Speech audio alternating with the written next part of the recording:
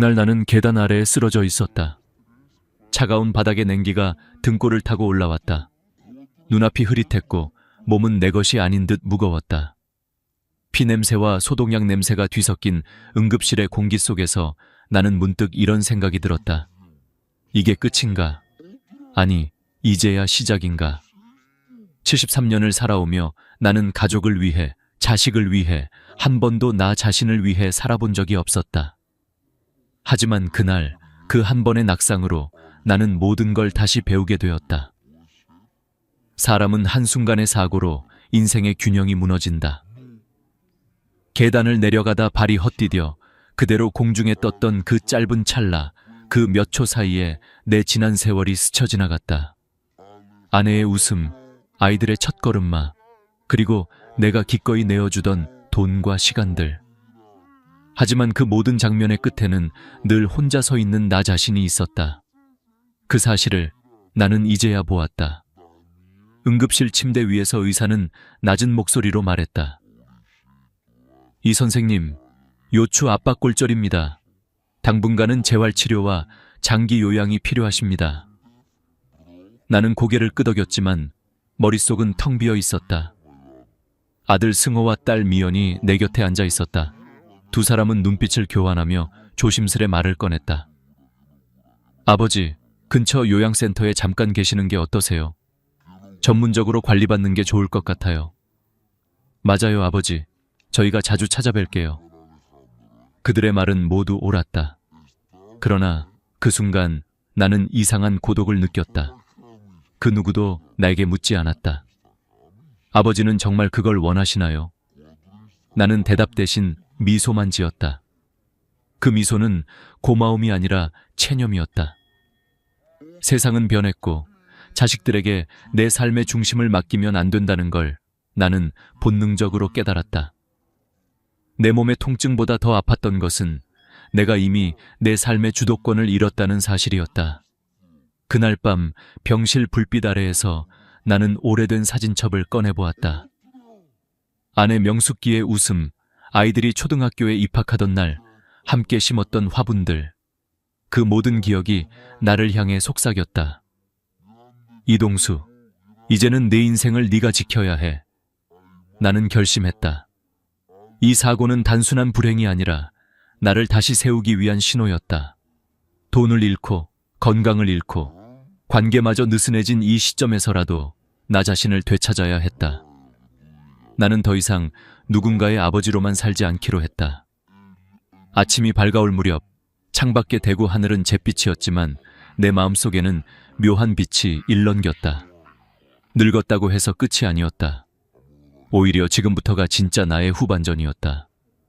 나는 비로소 깨달았다. 노년의 진짜 적은 나이를 먹는 것이 아니라 스스로 선택할 권리를 잃는 것이라는 걸.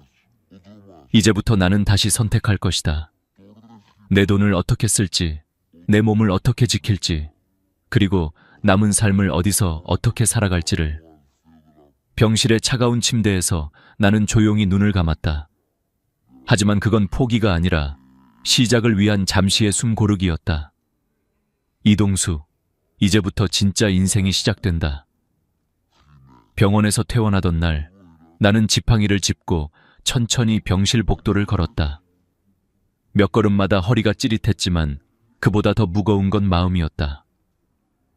문 앞에서 기다리던 아들 승호가 내 짐을 대신 들었다. 그는 말없이 나를 부축했고 그 눈빛에는 어딘가 모를 조급함이 서려 있었다. 아버지, 차 세워뒀어요. 집에 가면 무리하지 마세요. 그 한마디에 묘한 거리감이 느껴졌다.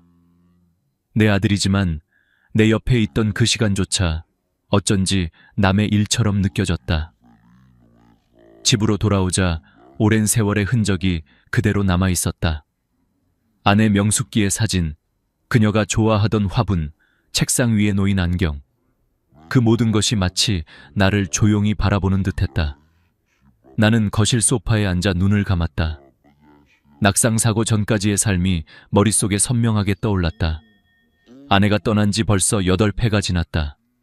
그 후 나는 매일같이 새벽 산책을 하고 노인정에서 바둑을 두며 평온하게 살았다. 나는 아직 괜찮다고 믿었다. 하지만 지금 생각해보면 그건 착각이었다. 나는 가족의 행복에 내 삶을 모두 태워버린 사람이었다. 퇴직금으로 받은 돈 대부분은 이미 자식들에게 흘러들어갔다. 승호가 결혼할 때는 계약금이 부족하다며 전화를 했고 나는 700만 원을 망설임 없이 보냈다. 그때는 그게 당연하다고 생각했다. 아버지, 다음에 꼭 갚을게요. 그 약속은 고맙게도 아직 지켜지지 않았다. 미연이는 아이들을 키우느라 잠시 일을 그만두었을 때 학원비며 생활비가 부족하다며 말을 아꼈다. 하지만 나는 먼저 말했다. 필요하면 말해라. 아버지가 어떻게든 해볼게. 그렇게 나는 통장에서 돈을 꺼내 보내주었다. 그들의 목소리엔 항상 미안함이 묻어 있었지만 그 미안함조차 내겐 위로처럼 느껴졌다. 그때의 나는 착각했다. 누군가가 나를 필요로 한다는 사실이 아직 내가 살아있다는 증거라고 믿었다. 그러나 몇 년이 지나지 않아 잔고는 바닥을 드러냈다. 은행 창구 직원이 조심스럽게 말했다. 이 선생님, 현재 잔액은 93만 원입니다. 그 말은 내 가슴을 송곳처럼 찔렀다. 그날 집으로 돌아오던 버스 안에서 나는 창밖을 멍하니 바라봤다. 93만 원. 인생을 이렇게 쓰고도 남은 게 고작 이거라니. 나는 처음으로 두려움을 느꼈다. 돈은 단순히 물질이 아니었다. 그것은 나의 자존심이었고 내 결정권이었다. 그런데 나는 그걸 사랑이라는 이름으로 모두 내어주었다. 자식들이 나를 외면한 것도 아니었다. 그들은 여전히 전화를 하고 명절이면 찾아왔다. 하지만 그들이 찾는 건 아버지의 품이 아니라 문제를 해결해주는 손길이었다. 나는 그 사실을 너무 늦게 깨달았다.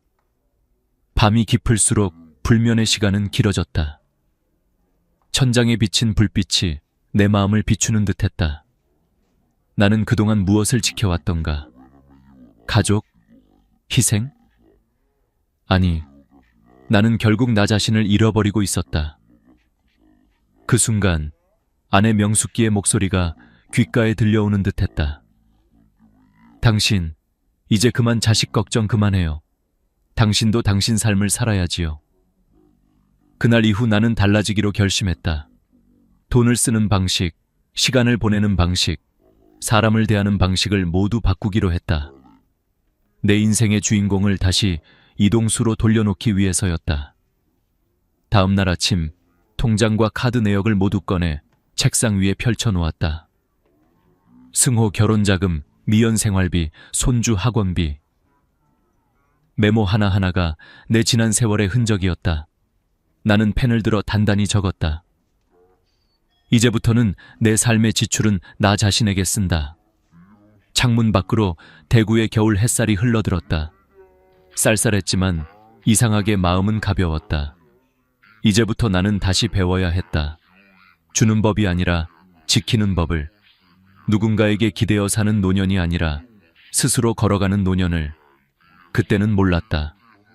이 단단한 결심이 앞으로 내 인생을 완전히 바꿔놓을 거라는 걸. 며칠 뒤 나는 다시 병원을 찾았다. 검진과 재활 치료를 위해서였다. 진료실 문을 열자 의사가 조용히 말했다. 이 선생님, 상태는 안정됐지만 앞으로 한동안은 혼자 지내시기 힘드실 겁니다. 요양 계획을 세워두시는 게 좋습니다. 그 말은 내 귀에 얼음처럼 차갑게 스며들었다. 요양 계획. 내겐 익숙하지 않은 단어였다. 하지만 내 옆에 앉은 승호와 미연은 이미 그 단어를 당연하게 받아들이고 있었다. 아버지, 근처 요양센터에 잠시 계시는 게 어때요? 승호가 조심스레 말을 꺼냈다. 요즘엔 시설도 깨끗하고 식사도 잘 나와요. 미연이 덧붙였다. 나는 대답 대신 창밖을 바라보았다. 하얀 눈이 병원 마당에 내리고 있었다. 자식들의 말이 틀린 건 아니었다. 하지만 그날 나는 분명히 느꼈다. 그들의 시선 속에 아버지를 위한 배려보다는 우리의 편애가 조금 섞여 있었다는 걸. 나는 그들을 원망하지 않았다. 다만 세상이 너무 빨리 변했다는 사실이 서글펐다. 며느리 수진이가 조심스럽게 말했다. 아버님, 저희 집이랑도 가까워요. 주말마다 찾아뵐게요. 그녀의 눈빛은 진심이었지만 그 진심 뒤에는 안도의 기색이 있었다. 그 순간 내 마음속에 이상한 질문이 떠올랐다. 왜 아무도 나에게 묻지 않을까? 나는 무엇을 원하는지, 그들이 제안하는 모든 말이 맞다는 걸 알면서도 내 안에 어딘가가 조용히 무너져 내렸다. 그날 밤 병실 침대에 누워 천장을 바라봤다. 아내 명숙기의 사진이 눈앞에 떠올랐다. 여보, 나 이제 어쩌면 좋지. 그녀는 대답하지 않았지만 마음속 어딘가에서 잔잔한 목소리가 들렸다. 동수 씨, 아직 끝난 게 아니에요. 스스로 선택해야죠. 그 말을 떠올리며 다음 날 나는 병원을 나와 집으로 돌아왔다. 집안은 차가웠지만 오랜 친구처럼 익숙했다. 나는 거실 한쪽에 앉아 전화기를 들었다. 오래된 번호 하나를 눌렀다. 여보세요, 최인철이요. 그는 내 고등학교 동창이자 정년퇴직 후 법률 상담과 유언장 관련 일을 하는 친구였다. 인철아, 나 말이야. 요즘 병원에 좀 있었어. 낙상사고로. 그는 잠시 말이 없더니 낮고 단단한 목소리로 말했다. 동수야, 이제야 알게 된 거지. 결국 마지막까지 널 지켜주는 건 너 자신뿐이야. 그 말은 내 마음 깊숙한 곳을 찔렀다. 그는 자신이 딸에게 아파트를 미리 넘겼다가 오히려 불편한 처지가 된 이야기를 들려줬다. 그때는 믿었지. 딸이 날 평생 돌봐줄 거라고. 근데 이제는 허락 없인 아무것도 못해. 동수야, 그게 진짜 늙는 거야. 몸이 아니라 결정권을 잃는 거. 나는 한동안 아무 말도 하지 못했다. 그의 목소리는 담담했지만 그 안에는 절망 대신 단단한 깨달음이 있었다. 동수야, 잘 들어. 지금 시대의 노인이 반드시 지켜야 할 3가지가 있다. 돈, 건강, 그리고 집.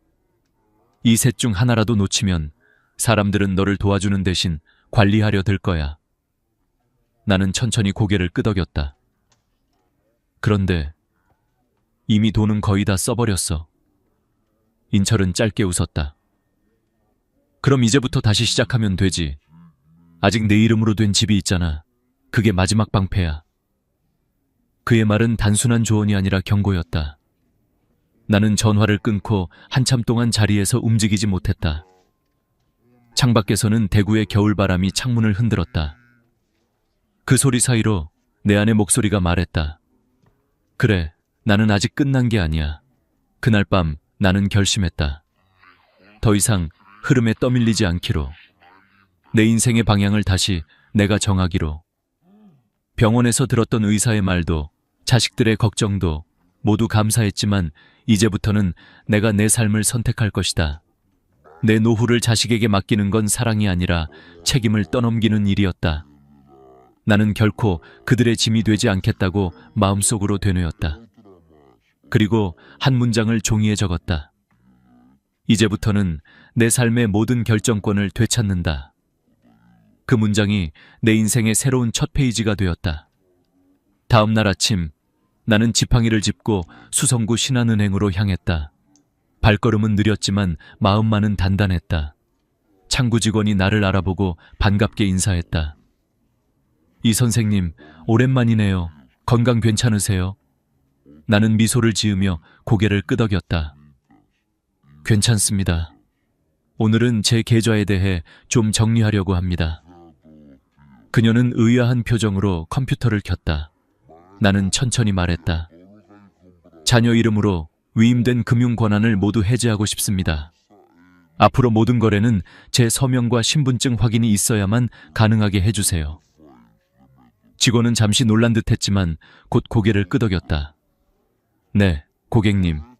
바로 처리해드리겠습니다. 그 순간 내 마음 한구석이 시원하게 뚫리는 듯했다. 오랫동안 꽉 묶여있던 끈을 스스로 끊어낸 느낌이었다. 나는 그날 하루 동안 내 모든 계좌를 확인했다. 자동이체로 나가던 손주 학원비, 공과금, 자녀 카드 결제 내역까지 모두 해지했다. 대신 필요한 생활비만 남기고 나머지는 해지 불가능한 정기예금으로 묶었다. 카드 한도는 월 50만 원으로 낮췄다. 이제 누군가가 내게 부탁해도 감정에 휘둘려 덜컥 송금할 일은 없을 것이다. 은행 문을 나서는 길에 차가운 겨울바람이 불었다. 그 바람이 얼굴을 스쳤지만 묘하게 따뜻했다. 그래, 이제야 내 인생이 다시 내 손으로 돌아왔구나. 그날 오후 나는 가계부를 새로 샀다. 작은 노트 한 권이었지만 내겐 새로운 삶의 지도였다. 수도세, 전기세, 약값, 식비, 모든 지출을 세세히 기록했다. 지출 목표는 월 190만 원. 남은 금액은 나를 지키는 돈이라 이름 붙인 예비자금 계좌에 옮겼다. 나는 그 계좌를 볼 때마다 마음속으로 되뇌었다. 이 돈은 자식을 위한 것이 아니라 내 존엄을 위한 것이다. 며칠 후 나는 수성구 노인복지관을 찾아가 장기 요양 서비스에 대해 문의했다. 담당 직원은 친절히 설명해 주었다. 이 선생님, 가정방문 돌봄 서비스가 있습니다. 주 5일 청소, 식사, 병원 동행까지 지원해드려요. 비용은 월 75만 원 정도이고 정부 보조도 가능합니다. 나는 잠시 생각하다가 고개를 끄덕였다. 좋습니다. 신청하겠습니다. 그날 저녁 나는 이웃 황순자 할머니에게서 한 여성을 소개받았다. 이름은 정미경, 50대 중반의 여성으로 오랜 간병 경험이 있는 분이었다. 그녀는 첫 만남에서 이렇게 말했다. 이 선생님, 저는 환자를 돌보는 사람이 아니라 함께 살아가는 사람이라고 생각해요. 그 한마디에 마음이 놓였다. 우리는 간단한 계약서를 썼다. 근무는 주 5일, 아침 식사와 청소, 병원 동행 포함. 월급은 125만 원. 모든 내용을 서류로 남기고 서로 서명했다. 나는 그녀에게 말했다. 미경 씨, 저는 부탁이 하나 있습니다. 저를 환자로 보지 말아주세요. 그녀는 미소 지으며 고개를 끄덕였다. 물론이에요. 저는 선생님을 인생 선배로 생각할 겁니다. 그녀의 말은 내 마음에 따뜻한 불빛을 켰다. 나는 그날 밤 오랜만에 숙면을 취했다. 꿈속에서 아내 명숙기가 웃고 있었다. 당신, 이제야 제대로 사는구려. 다음 날 아침 정미경 씨가 끓여준 미역국 냄새가 집안을 채웠다. 이 선생님, 아침 드세요. 그녀의 말투엔 부드러운 온기가 있었다. 나는 식탁에 앉으며 생각했다. 그래, 이게 진짜 노년의 삶이지. 누군가에게 기대지 않고 스스로 일어나 하루를 맞이하는 것. 그날 오후 친구 최인철이 내 집을 방문했다. 드디어 해냈구나, 동수야. 그는 미소를 지으며 차를 한 모금 마셨다. 이제 남은 건 세 번째야. 세 번째? 그래. 돈, 건강, 그리고 마지막은 집이다. 이건 네 인생의 마지막 보루야. 그의 말에 나는 깊이 고개를 끄덕였다. 맞아. 이 집은 명숙이와 함께 만들어온 내 삶의 기록이야. 절대 남에게 넘기지 않을 거야. 창밖에서는 햇살이 부드럽게 비치고 있었다. 나는 그 순간 비로소 깨달았다.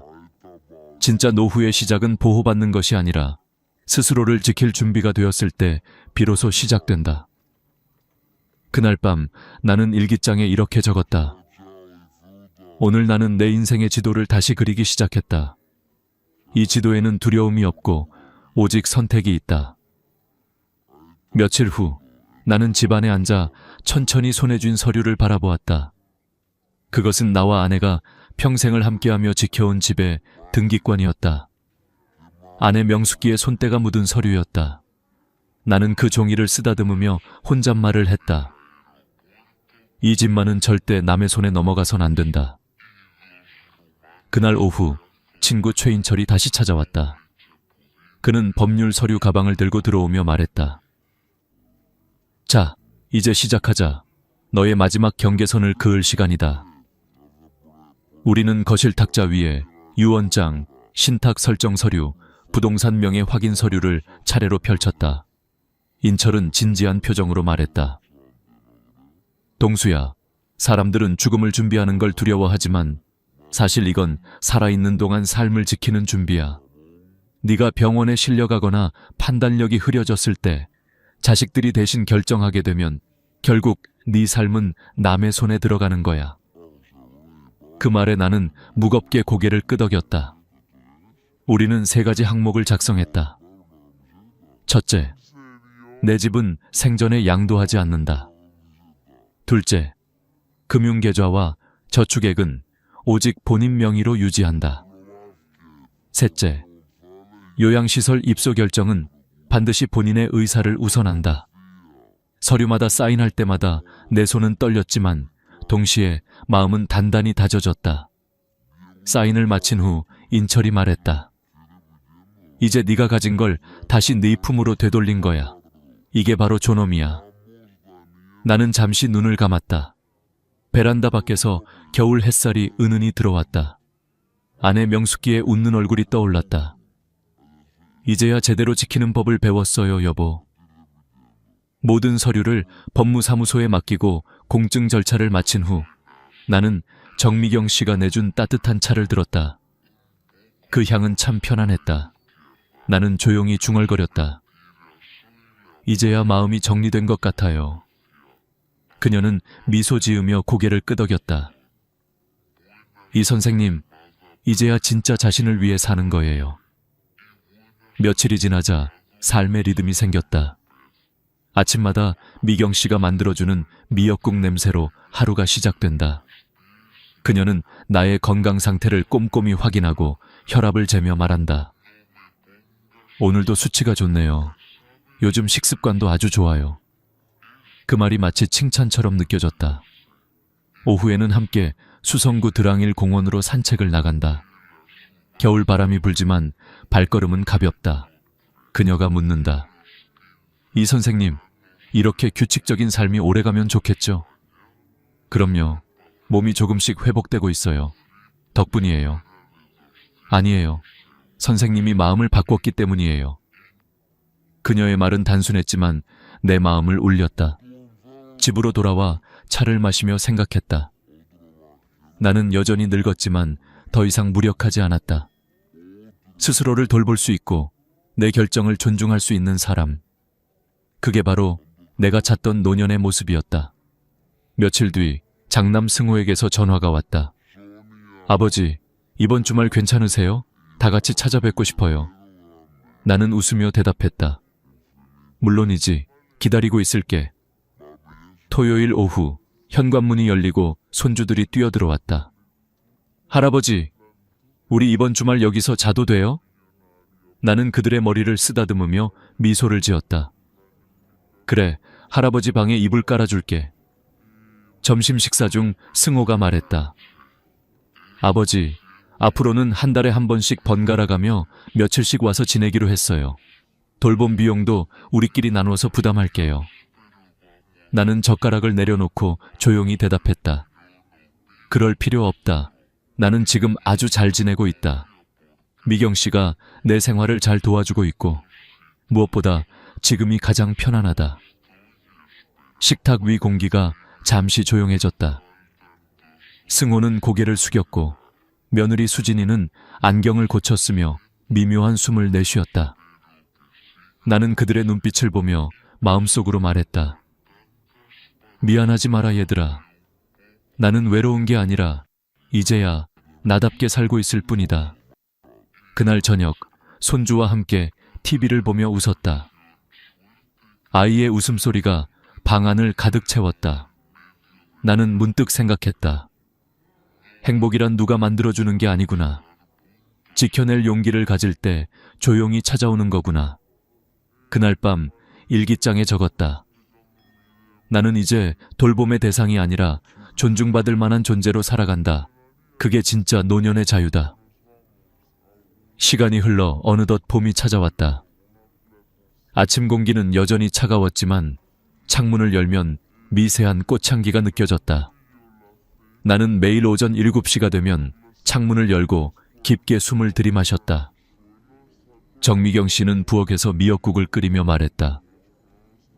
이 선생님, 오늘은 햇살이 참 좋네요. 밖에 나가서 산책하실래요? 나는 미소를 지으며 고개를 끄덕였다. 그래요. 오늘은 범어공원까지 걸어봅시다. 요즘 내 일상은 단순하지만 충만했다. 아침에 식사를 마치면 신문을 읽고, 오전엔 작은 노트에 일기를 쓴다. 점심 무렵이면 복지관에서 하는 건강체조 프로그램에 참여하고, 오후엔 정 씨와 함께 근처 공원을 걷는다. 예전에는 혼자 있는 시간이 두려웠다. 그러나 지금은 혼자가 곧 자유라는 걸 안다. 누군가의 눈치를 보지 않아도 되고, 내가 원하는 시간에 차를 마시며 조용히 음악을 들을 수 있다. 그날 오후 나는 수성구의 드랑일 공원을 걷고 있었다. 벚꽃이 막 피기 시작한 나무 아래에서 손녀의 영상통화가 걸려왔다. 할아버지, 저 이번에 학교에서 상 받았어요. 나는 웃으며 손을 흔들었다. 그래? 우리 손녀가 최고네. 할아버지한테 자랑해줘서 고맙다. 화면 너머에서 손녀는 천진난만하게 말했다.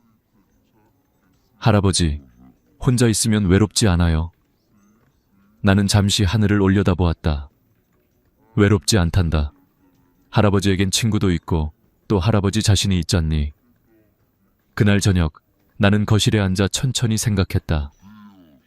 나 자신이 친구가 된다는 것, 그것이 노년의 가장 큰 축복이다.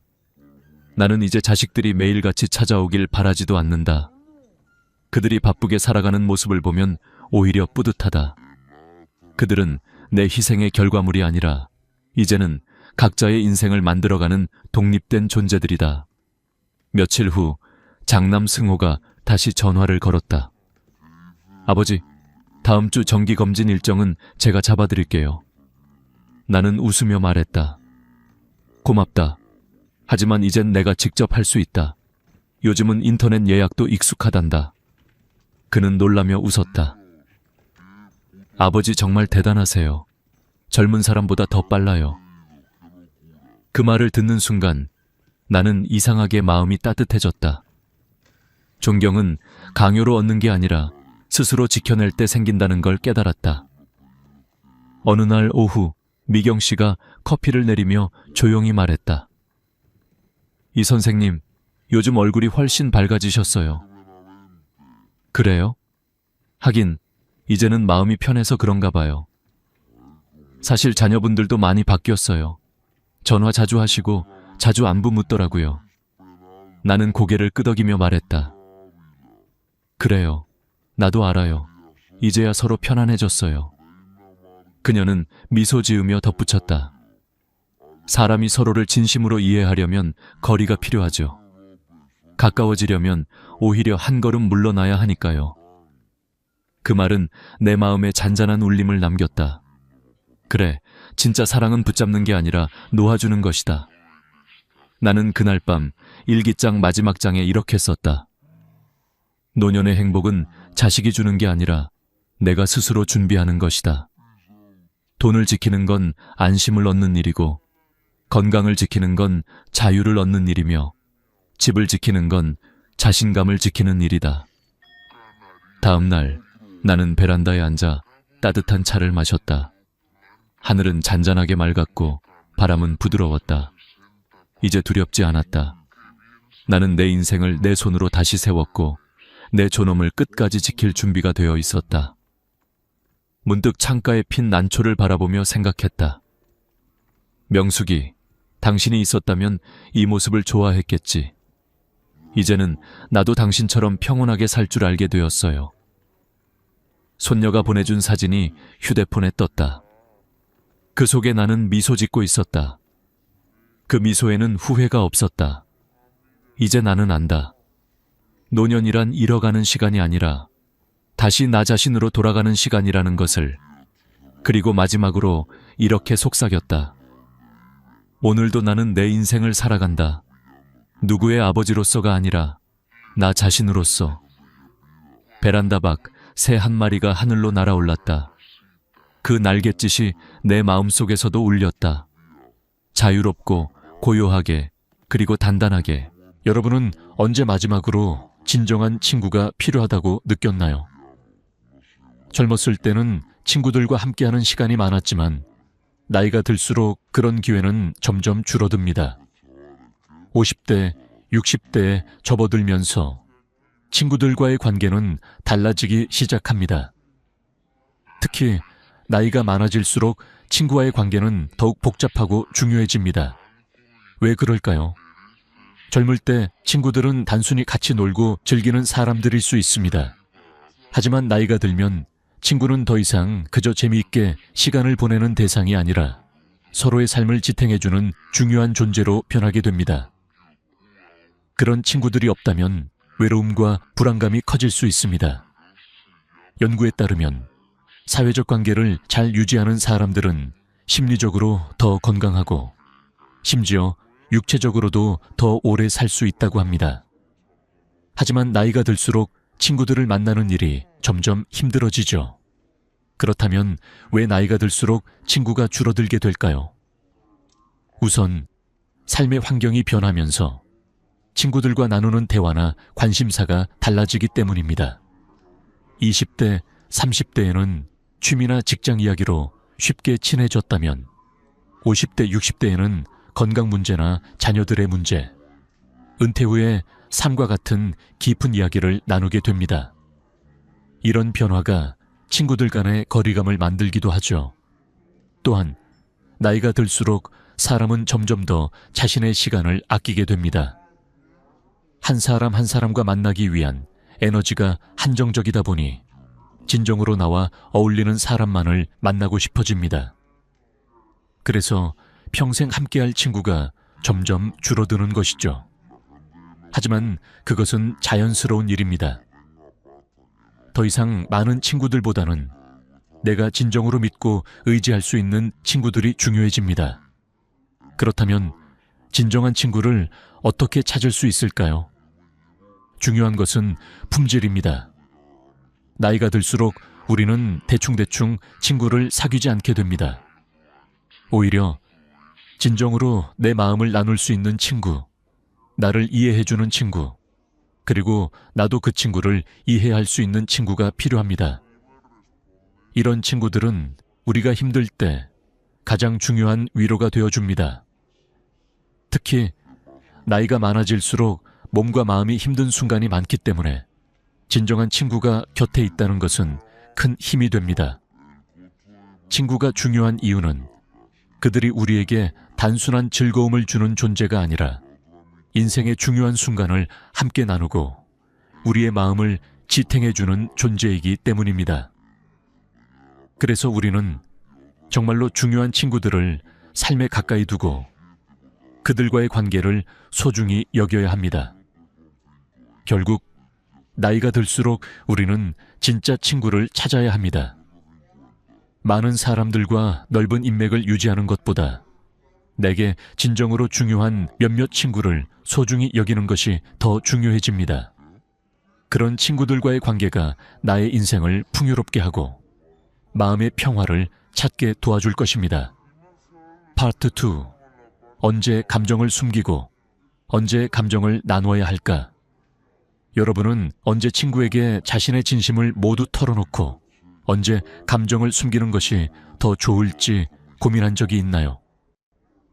젊었을 때는 감정을 나누는 것이 자연스럽고 쉽지만 나이가 들어감에 따라 감정을 나누는 방식은 점점 달라집니다. 특히 50대 이상의 나이에 접어들면서 우리는 친구들에게 모든 감정을 드러내는 것이 항상 좋은 선택이 아닐 수 있다는 것을 알게 됩니다. 그렇다면 언제 우리가 감정을 나누고 언제 숨기는 것이 더 현명할까요? 우리가 나이가 들어감에 따라 감정을 나누는 것에 대해 더 신중해지게 됩니다. 젊었을 때는 어떤 어려움이나 고민이 있으면 바로 친구들에게 이야기하고 함께 나누며 위로를 받곤 했습니다.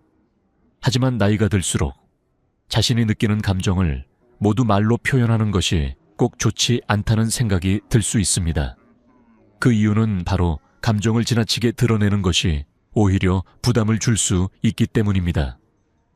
가령 자주 불평이나 걱정을 나누게 되면 친구들이 점차 그 대화를 피하게 될 수 있습니다. 사람들은 본능적으로 부정적인 에너지를 피하려고 하기 때문입니다. 특히 나이가 들수록 자신이 가진 에너지와 시간은 한정적이기 때문에 계속해서 부정적인 감정을 내보이는 사람과의 만남이 부담스러워질 수 있습니다. 그러므로 감정을 숨기거나 경솔하게 나누는 것보다는 때때로 감정을 잘 숨기고 조절하는 것이 관계를 유지하는 데 도움이 될 수 있습니다. 하지만 때로는 감정을 나누는 것이 매우 중요할 수 있습니다. 특히 어려운 상황에 처했을 때 그 감정을 친구와 나누는 것만으로도 큰 위안이 될 수 있습니다. 연구에 따르면 감정을 나누는 것은 스트레스를 줄이는 데 도움이 되며 친구와의 관계를 강화하는 데 중요한 역할을 합니다. 감정을 표현하고 나누는 것은 우리의 심리적 건강을 돕고 친구들과 더 깊은 유대감을 형성하게 합니다. 중요한 점은 감정을 나누는 것이 항상 쉽지는 않다는 것입니다. 언제, 어떻게, 누구에게 감정을 나누는지에 대한 판단은 신중하게 해야 합니다. 친한 친구라도 항상 모든 감정을 다 드러내는 것이 좋은 것은 아닙니다. 예를 들어 어떤 친구는 자신의 어려운 감정을 잘 표현하는 편이지만 또 어떤 친구는 그런 감정을 나누는 것이 불편할 수 있습니다. 그러므로 감정을 나누기 전에 그 사람이 감정을 나누기에 적합한 상대인지 잘 고려해야 합니다. 물론 때때로 감정을 숨기지 않는 것이 훨씬 나을 때도 있습니다. 예를 들어 친구가 어려운 상황에 처해 있을 때 그 사람에게 나의 진심 어린 감정을 표현하는 것은 큰 위로가 될 수 있습니다. 또 나 자신이 힘들 때 친구와의 대화를 통해 감정을 나누고 함께 해결책을 찾는 과정은 그 관계를 더욱 깊게 만들 수 있습니다. 이런 순간에는 감정을 숨기기보다는 솔직하게 나누는 것이 중요합니다. 친구는 우리가 가장 신뢰할 수 있는 존재이며 그들에게 우리의 진짜 모습을 보여주는 것은 관계를 더욱 강화하는 데 도움이 됩니다. 감정을 숨기지 않고 솔직하게 표현하는 것이 결국은 더 깊은 신뢰와 친밀감을 쌓을 수 있는 기회를 제공합니다. 특히 나이가 들수록 감정을 나누는 일이 중요한 이유는 우리가 느끼는 외로움이나 불안감을 친구들이 공감해주고 함께 해결할 수 있기 때문입니다. 그렇다면 언제 감정을 숨기고 언제 나누어야 할까요? 우선 감정을 나누는 것이 중요한 때는 우리가 겪고 있는 어려움이나 스트레스가 정말로 해결을 필요로 할 때입니다. 예를 들어 건강에 문제가 생겼거나 가족과의 문제로 힘들어할 때 그 감정을 친구에게 털어놓고 위로를 받는 것은 큰 도움이 됩니다. 하지만 이러한 감정을 지나치게 자주 그리고 계속해서 나누는 것은 부담을 줄 수 있습니다. 이럴 때는 감정을 가볍게 표현하는 것이 오히려 더 효과적일 수 있습니다. 따라서 감정을 나누는 것은 절제와 균형이 필요합니다. 모든 감정을 한 번에 터뜨리기보다는 중요한 순간에 적절하게 나누는 것이 좋습니다. 너무 자주 감정을 나누면 상대방이 그 감정을 부담스러워할 수 있기 때문에 감정을 나누는 타이밍과 상황을 잘 판단하는 것이 중요합니다. 감정을 숨긴다고 해서 그것이 부정적인 것은 아닙니다. 때로는 상황에 맞게 감정을 적절히 숨기는 것이 더 건강한 방법일 수 있습니다. 예를 들어 친구가 잘 지내고 있다고 할 때 그냥 괜찮다고 말하는 것이 때때로 더 나은 선택이 될 수 있습니다. 이를 통해 친구는 부담 없이 당신과의 대화를 즐길 수 있게 됩니다. 중요한 것은 감정을 숨기더라도 그 감정이 진실된 것임을 기억하는 것입니다. 가끔은 감정을 너무 많이 드러내지 않고 가벼운 대화로 상황을 넘어가는 것이 서로에게 좋을 수 있습니다. 결국 감정을 나누는 것과 숨기는 것 사이에는 균형이 필요합니다. 나이가 들수록 감정을 잘 관리하고 친구들과의 관계를 건강하게 유지하기 위해서는 그때그때 상황에 맞게 적절히 감정을 표현하고 숨기는 지혜가 필요합니다. 때로는 나의 감정을 숨기는 것이 상대방에게 더 큰 배려가 될 수 있음을 기억해야 합니다. 돈은 모든 인간관계에서 중요한 요소지만 특히 우정에서는 더 민감한 주제가 될 수 있습니다. 젊었을 때는 돈에 관한 이야기를 친구들끼리 나누는 일이 많았고 그때는 상대방의 경제 상황에 대해 크게 신경 쓰지 않았을지도 모릅니다. 하지만 나이가 들어갈수록 특히 50대 이상에서는 돈이 우정에 미치는 영향이 훨씬 커지기 시작합니다. 우리가 나이를 먹으며 겪게 되는 변화 중 하나는 바로 돈과 우정을 어떻게 균형 있게 다룰 것인가 하는 문제입니다. 우리가 친구에게 경제적인 상황을 자주 말하거나 반대로 친구가 자신의 재정 상태를 자랑할 때 그 대화는 때때로 불편함을 초래할 수 있습니다. 예를 들어 친구가 갑자기 큰 재산을 얻거나 성공적인 사업을 시작했다고 말할 때 우리는 의도하지 않게 비교당하는 기분을 느낄 수 있습니다. 또 우리가 경제적으로 어려움을 겪고 있을 때 자주 듣는 돈에 대한 이야기들은 우리의 자존심을 상하게 만들기도 합니다. 이처럼 돈과 관련된 이야기는 잘못 다루면 우정의 균열을 일으킬 수 있습니다. 그렇다면 우리는 어떻게 돈과 관련된 이야기를 다루어야 할까요? 첫 번째로 중요한 것은 우정에서 돈을 이야기할 때 그 내용이 서로에게 부담이 되지 않도록 하는 것입니다. 돈이 주된 이야기의 중심이 되지 않도록 노력해야 합니다. 만약 당신이 경제적으로 어려운 상황에 있다면 그 사실을 자주 이야기하지 않는 것이 좋습니다. 요즘 조금 힘들다 라고 말하는 것은 괜찮지만 자주 이렇게 힘들다, 내가 이걸 어떻게 해결하냐 는 식으로 부정적인 이야기를 지속적으로 하면 상대방은 점차 피하게 될 수 있습니다. 특히 중년 이후에는 에너지가 한정적이기 때문에 부정적인 에너지를 자주 나누는 사람과의 관계가 점점 부담스러워질 수 있습니다. 반대로 재정적으로 여유가 있는 경우에도 마찬가지로 조심해야 합니다. 자신이 재정적으로 잘 나가고 있다는 사실을 자랑하거나 계속해서 비싼 물건을 자랑하는 것이 우정에 좋지 않은 영향을 미칠 수 있습니다. 그런 이야기를 들으면 상대방은 자신이 부족하다고 느끼거나 때로는 자신감을 잃을 수도 있습니다. 중요한 것은 자신의 상황을 드러내지 않고 서로를 존중하는 것입니다.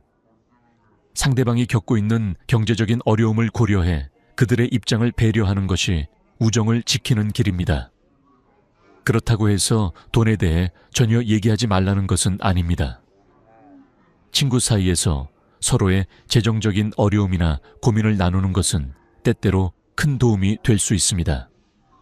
하지만 그때도 조심해야 할 점은 그 이야기가 상대방에게 부담을 주지 않도록 그리고 서로의 상황을 충분히 이해하고 공감하는 방식으로 이야기를 나누어야 한다는 것입니다. 예를 들어 요즘 좀 힘든데 어떻게 해결할지 고민하고 있어 라고 말하는 것이 좋습니다. 이 말은 자신이 어려움을 겪고 있다는 것을 알리면서도 상대방에게 짐이 되지 않게 전달하는 방식입니다. 또한 친구가 돈을 빌려달라고 요청할 때도 신중해야 합니다. 만약 친구가 어려운 상황에서 돈을 빌려달라고 한다면 그 요청을 쉽게 거절할 수 없을 수도 있습니다. 그러나 이럴 때는 자신의 상황을 고려하고 만약 대출이 불가능한 경우에는 정중하게 거절하는 것이 중요합니다. 예를 들어 현재 상황상 내가 도와줄 수는 없지만 다른 방법으로 도와주고 싶다라고 말하는 것이 좋습니다. 이처럼 친구와의 관계를 유지하면서도 돈과 관련된 문제는 신중하게 다뤄야 합니다. 돈은 우정의 가장 중요한 요소는 아니지만 잘못 다루면 우정을 해칠 수 있는 강력한 요인입니다. 우정에서 가장 중요한 것은 서로에 대한 이해와 배려입니다. 돈이 아니라 서로의 마음을 나누고 기쁨과 슬픔을 함께하는 것이 진정한 우정이죠. 따라서 우정에서 돈과 관련된 이야기를 할 때는 항상 상대방의 입장을 배려하고 그 이야기가 서로에게 부담이 되지 않도록 신경 써야 합니다. 결국 돈과 관련된 이야기를 하는 것보다 중요한 것은 그동안 쌓아온 우정입니다. 나이가 들수록 우리는 물질적인 것보다 사람 간의 관계가 더 소중하다는 것을 깨닫게 됩니다. 돈을 나누거나 자랑하는 것이 아니라 상대방과의 진심 어린 대화를 통해 서로의 마음을 이해하고 우정을 깊이 있게 다지는 것이 중요합니다. 친구에게는 자신의 경제적 상황을 드러내기보다는 서로의 인생을 공유하고 서로의 경험을 나누는 것이 더 의미 있는 대화가 될 것입니다. 우리는 모두 말하는 데 익숙합니다. 하루 중 대부분의 시간 동안 우리는 자신의 생각을 표현하고 누군가에게 이야기합니다. 하지만 진정한 우정에서 중요한 것은 말하는 것만큼이나 듣는 것입니다. 특히 나이가 들어갈수록 사람들은 더 많은 이야기를 듣고 싶어 합니다. 우리가 젊었을 때보다 더 많은 경험을 쌓으면서 더 많은 것을 배우고 느끼게 됩니다. 이런 때 경청은 그 어느 때보다 중요한 역할을 합니다. 누군가가 우리에게 진심으로 이야기할 때 우리가 해야 할 일은 그 이야기를 제대로 듣는 것입니다. 상대방이 말하는 동안 우리는 그 사람의 말을 끊지 않고 고개를 끄덕이며 주의 깊게 듣는 것이 필요합니다. 사람들은 본능적으로 자신이 말하는 것이 다른 사람에게 영향을 미친다고 느낄 때 더 큰 만족감을 얻습니다. 특히 우정 관계에서 나 자신이 중요한 이야기를 나누고 있을 때 그 이야기가 진지하게 들려지고 상대방이 귀 기울여 준다면 그 우정은 더욱 돈독해질 것입니다. 어떤 사람들은 대화를 할 때 자주 끼어들며 상대방의 말을 끝까지 듣지 않습니다.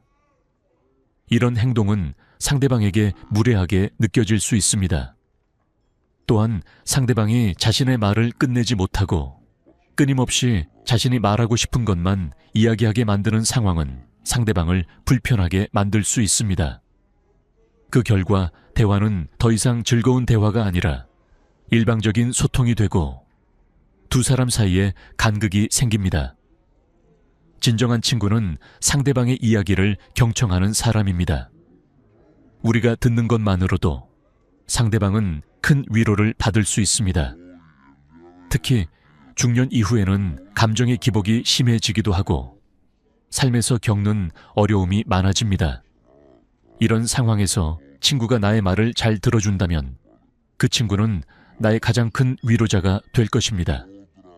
예를 들어 아무리 사소한 일이라도 친구가 진심으로 내 이야기를 들어주는 것만으로도 그 사람과의 관계는 더 강해지고 그 친구와의 관계에서 더 많은 신뢰가 쌓이게 됩니다. 그러나 경청은 단순히 상대방의 말을 듣는 것만을 의미하지 않습니다. 경청은 상대방의 감정을 이해하고 그 사람의 마음을 헤아리는 일입니다. 그 사람의 감정을 공감하고 그 사람의 상황을 진지하게 받아들이는 것입니다. 예를 들어 친구가 자신의 고민을 털어놓았을 때 단순히 그렇구나 라고 말하는 것보다는 그런 일이 있었구나, 힘들었겠다 라고 말하는 것이 더 깊은 공감을 전달할 수 있습니다. 이 작은 차이가 큰 차이를 만들어냅니다. 상대방은 내가 그들의 감정을 진심으로 이해하고 있다는 느낌을 받게 되고 그로 인해 더 많은 이야기를 나누고 싶어지게 됩니다. 경청을 잘하는 사람은 단순히 말이 많은 사람이 아닙니다. 말보다는 더 중요한 것이 바로 듣는 것입니다. 우정에서 중요한 것은 서로의 말을 경청하는 것이며 그 경청을 통해 우리는 상대방과 더 가까워질 수 있습니다. 때때로 우리는 우리가 얼마나 많이 말하는지에만 집중하지만 사실 중요한 것은 얼마나 잘 듣느냐에 달려 있습니다. 우리의 말을 듣는 친구가 진정한 친구이고 그런 친구는 우리와 더 깊은 유대감을 형성할 수 있습니다. 또한 경청은 단순히 말을 잘 듣는 것 이상의 의미를 가집니다. 경청은 우리가 상대방에게 진심으로 관심을 가지고 있다는 것을 보여주는 행위입니다. 나이가 들어가면서 우리는 더 많은 것에 대해 이야기하고 싶어 하는 경향이 있지만 그때마다 진정으로 상대방의 의견을 듣는 것이 중요합니다. 우리 모두는 타인의 의견을 존중받기를 원합니다. 우리가 상대방을 존중하고 그 사람의 이야기를 진지하게 들을 때 그 사람은 자신이 가치 있는 존재라고 느끼게 됩니다. 우리가 중년 이후로 친구와의 관계에서 가장 중요한 점은 바로 이 경청입니다. 대화의 흐름에 맞춰 서로의 감정을 이해하고 상대방의 입장을 받아들이는 것이 우정을 더욱 깊게 만듭니다. 특히 나이가 들면서 우리는 상대방과의 관계에서 더 많은 것을 얻고 싶어 합니다. 우리가 나누는 대화가 단순한 정보 전달이 아니라 서로의 감정을 교류하고 이해하는 과정이 된다면 그 우정은 오래 지속될 것입니다.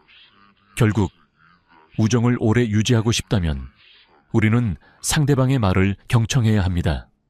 대화에서 중요한 것은 얼마나 많이 말하는지가 아니라 얼마나 잘 듣느냐에 달려 있습니다. 경청을 통해 우리는 상대방의 감정을 이해하고 그들의 필요를 인식하게 됩니다. 그리고 이런 과정 속에서 우리는 진정한 우정을 쌓아갈 수 있습니다. 우리는 종종 대화의 마지막에서 그날의 대화가 어떤 느낌으로 기억될지를 결정짓는 중요한 순간을 맞이합니다. 말은 그 자체로 강력한 영향을 미칩니다. 어떤 말을 하느냐에 따라 그날의 만남이 좋은 기억으로 남을 수도 있고 반대로 불편한 기억으로 남을 수도 있습니다. 특히 나이가 들어감에 따라 사람들은 긍정적인 에너지를 더 많이 추구하고 자신에게 도움이 되는 관계를 유지하려고 합니다. 그렇다면 대화를 끝내는 방식은 어떤 차이를 만들 수 있을까요? 대화를 마무리할 때 긍정적인 말 한마디가 상대방에게 큰 영향을 미칠 수 있습니다. 예를 들어, 오늘 정말 즐거웠어. 덕분에 기분이 좋아졌어. 라는 말은 상대방에게 따뜻함을 전달할 뿐만 아니라 그 만남을 기억할 때 기분 좋은 감정을 불러일으킵니다. 우리는 종종 대화가 끝날 때 상대방에게 어떤 인상을 남길지에 대해 신경을 써야 합니다. 만약 대화 중에 불편한 순간이 있었다면 마지막 한마디로 그것을 상쇄할 수 있습니다. 다음에 또 만나자는 간단한 말일지라도 상대방에게 우리 관계가 계속해서 이어질 수 있다는 긍정적인 메시지를 전달하게 됩니다. 어떤 사람들은 대화의 마무리가 어색하거나 자연스럽지 않게 끝날 때가 많습니다. 이런 경우 미리 대화를 어떻게 마무리할지에 대해 고민하는 것이 중요합니다. 예를 들어 친구와 함께 시간을 보내고 나서 오늘 정말 유익했어. 다음에 또 이런 시간 갖자 라는 말을 하는 것은 상대방에게 당신과의 만남을 긍정적으로 기억하게 합니다. 우리가 나누는 대화에서 중요한 것은 내용뿐만 아니라 그 대화가 끝날 때의 인상입니다. 만약 대화가 어색하게 끝난다면 그 만남에 대한 긍정적인 기억을 남기기가 어렵습니다.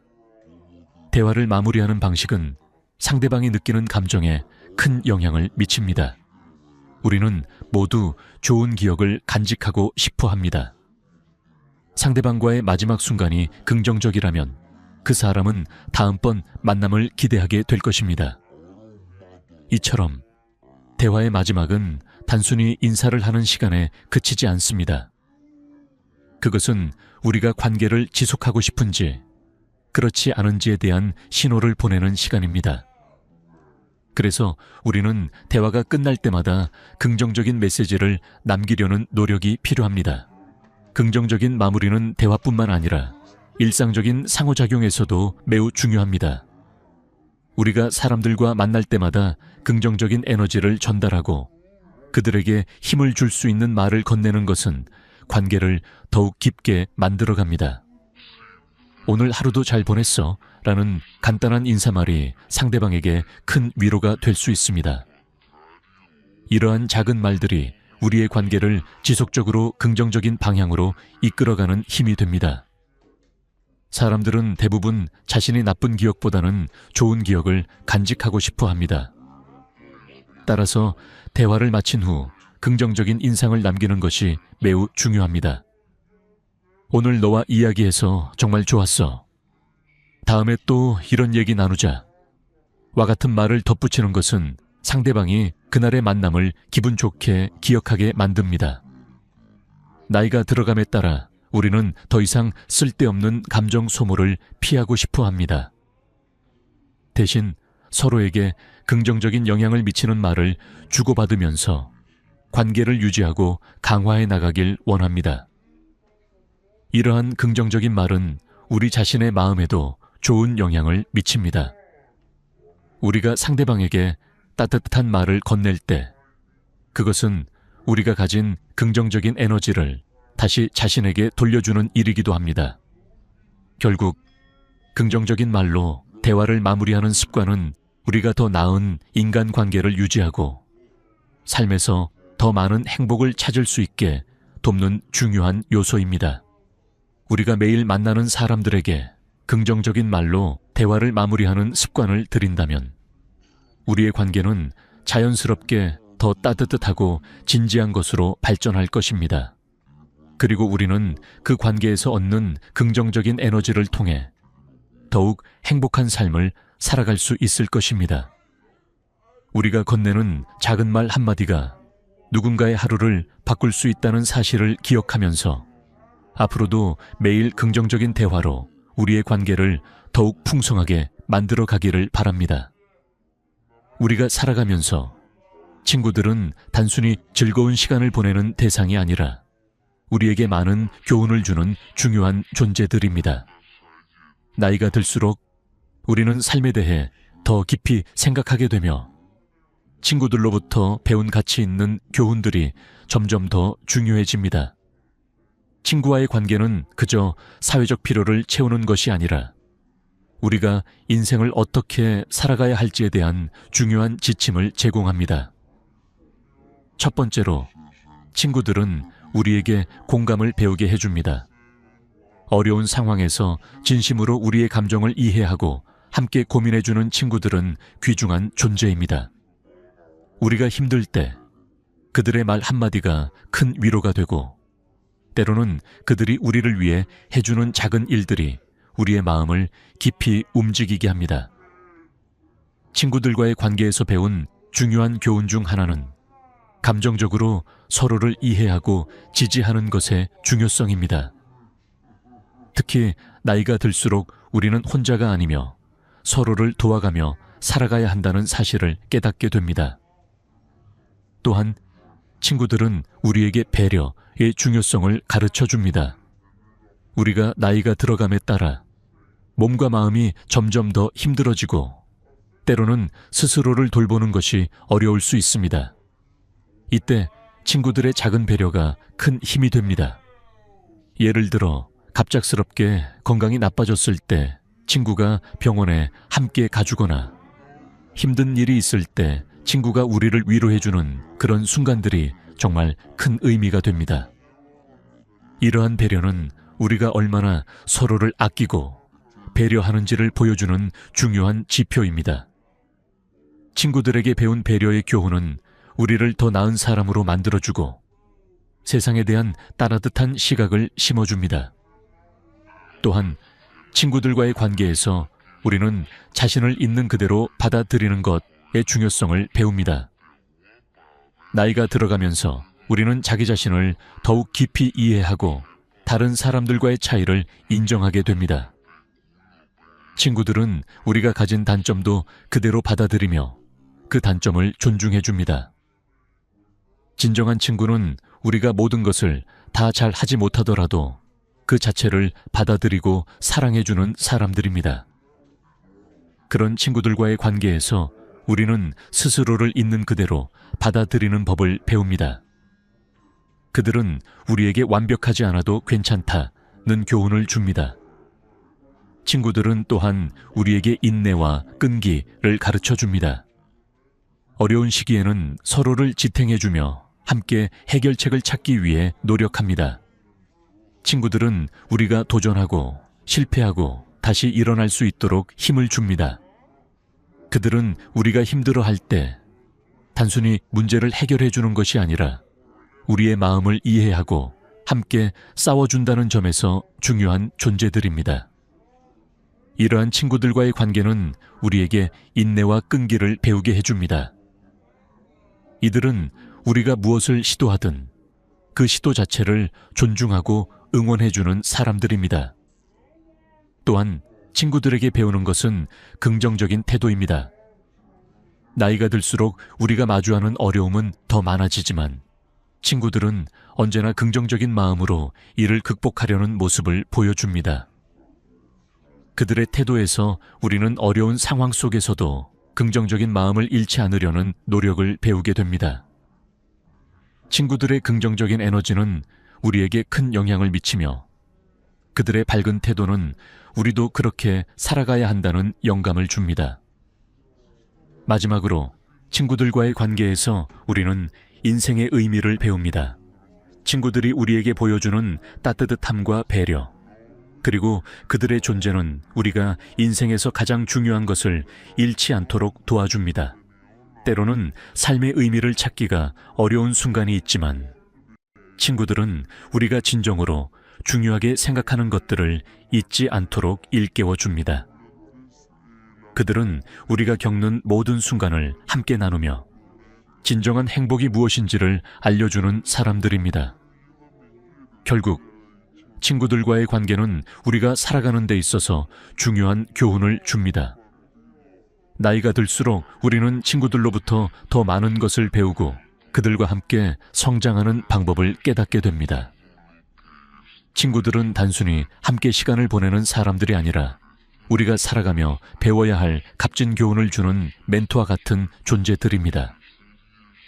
그래서 우리는 그들의 존재에 감사하며 그들과의 관계를 더욱 소중하게 여기고 그들에게 받은 교훈을 삶에 실천해 나가야 합니다. 우리는 모든 사람과 친구가 될 수 없지만 진정한 친구를 찾는 것은 인생에서 가장 중요한 일 중 하나입니다. 그들과 함께 나누는 시간은 우리에게 큰 가치를 주며 그들의 존재가 우리의 삶을 더욱 풍요롭고 의미 있게 만듭니다. 우리가 친구들에게 배운 것들을 기억하고 그것을 삶에 적용해 나가면서 진정으로 행복한 삶을 살아가길 바랍니다. 나이가 들면서 친구가 줄어드는 것은 자연스러운 현상입니다. 젊을 때는 친구들과 매일 같이 만나며 여러 가지 활동을 함께 하지만 시간이 지나고 나이가 들수록 자연스럽게 우정이 변화하게 됩니다. 사회적 관계가 변하고 각자의 삶의 우선순위가 달라지기 때문입니다. 특히 50대, 60대가 되면 우리 주변의 사람들과의 관계는 더욱 소중하고 중요한 의미를 가지게 됩니다. 그러나 많은 사람들이 나이가 들면서 친구가 줄어들고 그로 인해 외로움이나 고독감을 느끼는 경우가 많습니다. 그렇다면 왜 우리는 나이가 들면서 친구가 줄어드는 것일까요? 첫 번째 이유는 각자의 삶의 환경이 달라지기 때문입니다. 우리는 대부분 청춘 시절에 친구를 사귈 때 같은 학교나 같은 동네에서 자주 만나는 사람들과 친해지기 쉽습니다. 하지만 시간이 지나면서 결혼, 자녀 양육, 직장 생활 등으로 바쁜 일상 속에서 친구들과 만날 시간이 줄어들게 됩니다. 또한 나이가 들수록 건강이나 개인적인 문제가 생기기 시작하고 자주 만나기 어려워지기 때문에 친구들과의 관계가 서서히 멀어집니다. 두 번째 이유는 인생의 각 단계에서 우정의 필요성이 달라지기 때문입니다. 청춘 시절에는 친구들과의 관계가 매우 중요한 부분을 차지합니다. 그러나 나이가 들수록 우리는 점차 자기 자신과의 시간을 중요시하게 되며 혼자 있는 시간이 필요하게 됩니다.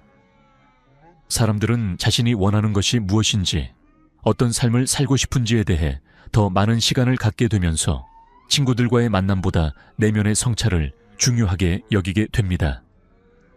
세 번째로, 친구 관계의 변화는 가치관의 차이에서 비롯될 수 있습니다. 나이가 들수록 우리는 삶에서 중요하게 여기는 가치가 달라지기 시작합니다. 젊은 시절에는 대부분 비슷한 관심사와 가치관을 가진 친구들과 가까워지지만 나이가 들면서 각자의 삶의 방식이나 가치관이 달라지면 자연스럽게 갈라지게 됩니다. 직장에서 은퇴를 하고 자녀가 독립하면서 그들의 삶의 방식과 나의 삶의 방식이 달라지고 이로 인해 관계가 소원해질 수 있습니다. 하지만 이러한 변화가 반드시 부정적인 것만은 아닙니다. 친구가 줄어드는 것은 그만큼 내게 더 중요한 사람들만 남는다는 의미일 수도 있습니다. 나이가 들어감에 따라 친구와의 관계는 자연스럽게 질적 변화가 일어나며 우리는 더욱 깊이 있고 진정성 있는 관계를 원하게 됩니다. 새로운 친구를 사귀기 어려워지지만 이미 오랫동안 함께 해온 사람들과의 관계를 더 돈독히 할 수 있는 기회가 됩니다. 이때 중요한 것은 자신에게 진정으로 중요한 친구들과의 관계를 유지하려는 노력입니다. 또한 친구가 줄어들면서 느껴지는 외로움에 대해 더 이상 부정적인 감정을 가지지 말고 이를 긍정적인 변화로 받아들이는 것이 필요합니다. 새로운 사람들과의 관계를 맺고 그들과의 시간을 즐기려는 노력을 기울이는 것도 좋은 방법입니다. 하지만 무엇보다 중요한 것은 나이가 들수록 더 깊고 의미 있는 관계를 유지하려는 의지입니다. 우리는 나이가 들수록 더욱 진지하게 인간관계를 생각하고 사람들과의 관계를 다시 한번 점검하게 됩니다. 또한 나이가 들면서도 친구 관계를 유지하는 방법은 더욱 중요해집니다. 우리는 가끔 친구들과의 관계가 자연스럽게 멀어진다고 생각할 수 있습니다. 그러나 이를 방치하지 않고 시간을 내어 친구와 연락을 하거나 자주 만나려고 노력하는 것이 필요합니다. 그 사람도 나와 마찬가지로 바쁘겠지라는 생각을 하기보다는 친구에게 먼저 연락을 시도하고 그들과 소중한 시간을 보내는 것이 중요합니다. 작은 관심과 배려가 친구 관계를 더욱 깊고 지속 가능하게 만듭니다. 또한 소셜미디어나 온라인 네트워크를 활용하는 것도 좋은 방법이 될 수 있습니다. 나이가 들어서도 쉽게 소통할 수 있는 방법을 찾아 친구들과의 관계를 계속 이어나가는 것이 중요합니다. 물리적으로 멀리 떨어져 있어도 온라인으로 자주 소통하거나 전화로 안부를 묻는 것만으로도 친구들과의 관계를 유지할 수 있습니다. 결론적으로 나이가 들수록 친구가 줄어드는 것은 자연스러운 일입니다. 그러나 이것이 부정적인 의미가 아니며 오히려 나에게 중요한 사람들만 남아 깊은 관계를 유지하는 기회가 될 수 있습니다. 중요한 것은 그 친구들과의 관계를 소중히 여기고 나아가 새로운 사람들과도 의미 있는 관계를 쌓아가려는 노력을 기울이는 것입니다. 결국 친구는 나이가 들어도 여전히 소중한 존재이며 그들과의 우정을 통해 우리는 더 나은 삶을 살아갈 수 있습니다.